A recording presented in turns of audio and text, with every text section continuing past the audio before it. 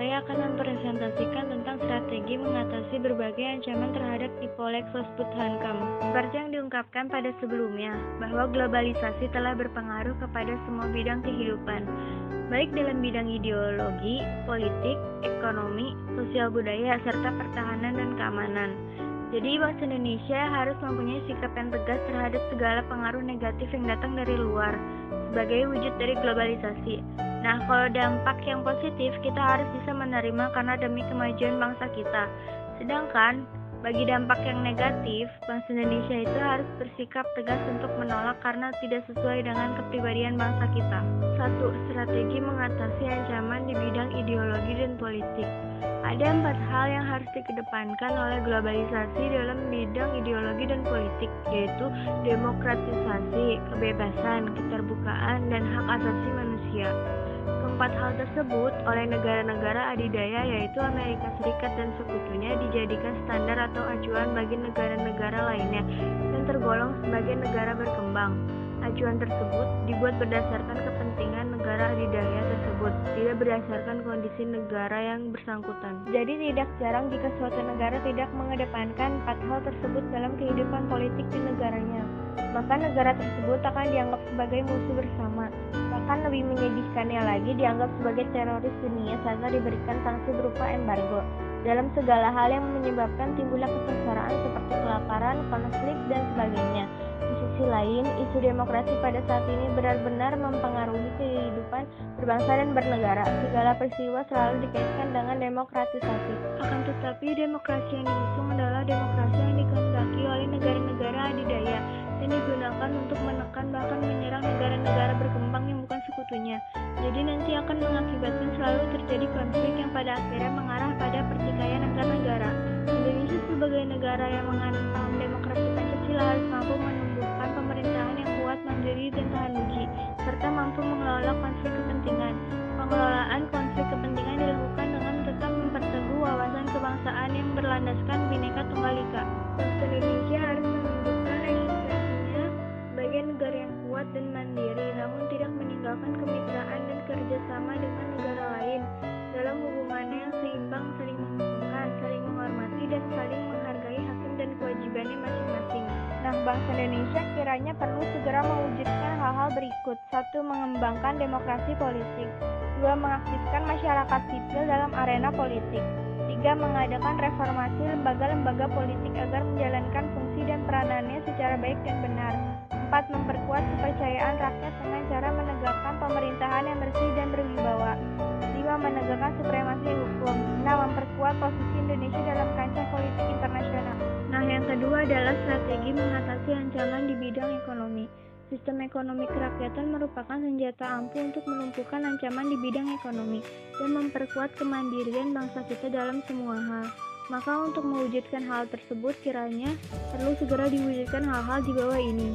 Yang pertama, sistem ekonomi dikembangkan untuk memperkuat produksi domestik bagi pasar dalam negeri, sehingga dapat memperkuat perekonomian rakyat. Yang kedua, pertanian dijadikan sebagai prioritas utama. Karena kenapa dijadikan prioritas utama? Karena mayoritas penduduk Indonesia bermata pencaharian sebagai petani.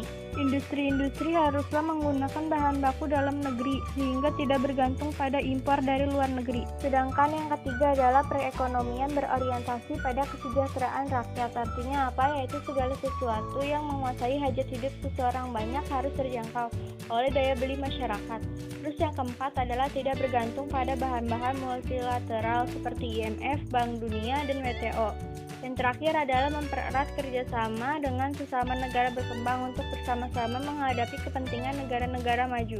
Yang ketiga adalah strategi mengatasi ancaman di bidang sosial budaya. Strategi mengatasi ancaman di bidang sosial budaya yang pertama adalah kehidupan sosial budaya perlu diperhatikan gejala perubahan yang terjadi. Jadi harus dilihat dulu gejala perubahan yang terjadi. Nah, ini biasanya terdapat dari dalam negeri juga luar negeri. Salah satu faktornya adalah teknologi dan kebudayaan. Bangsa Indonesia harus selalu waspada akan kemungkinan kesenjangan pihak luar untuk memecah belah kesatuan bangsa dan negara.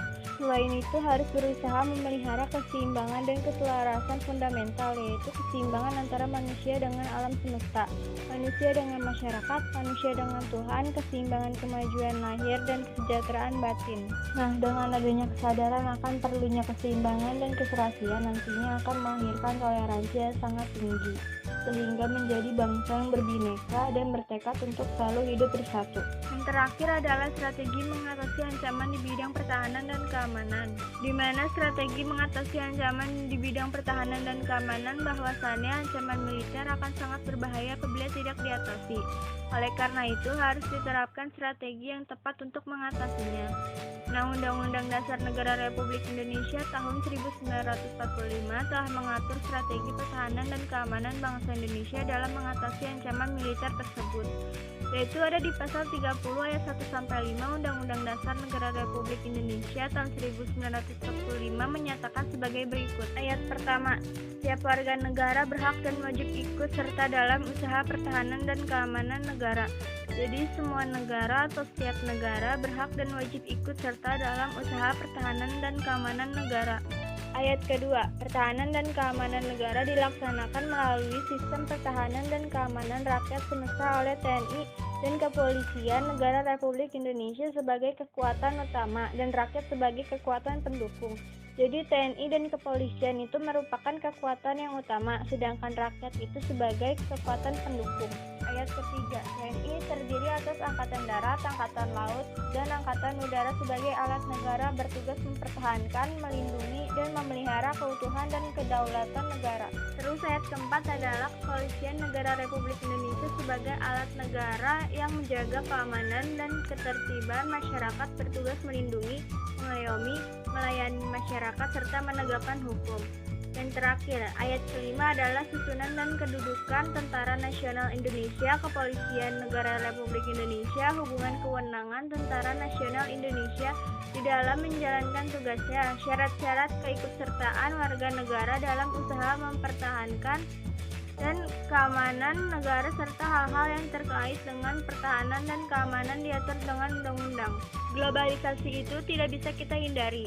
Supaya globalisasi dapat mendatangkan manfaat bagi kemajuan bangsa kita harus bersikap selektif. Selektif itu harus bisa memilih dan memilah mana yang baik dan mana yang buruk. Nah, terhadap semua globalisasi yang tidak sesuai dengan kepribadian bangsa seharusnya kita tolak. Contohnya seperti pergaulan bebas, kebiasaan minum-minuman keras, berpakaian senonoh, dan sebagainya.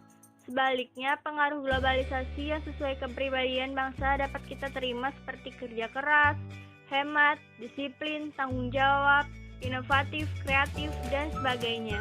Sekian dari saya. Assalamualaikum warahmatullahi wabarakatuh.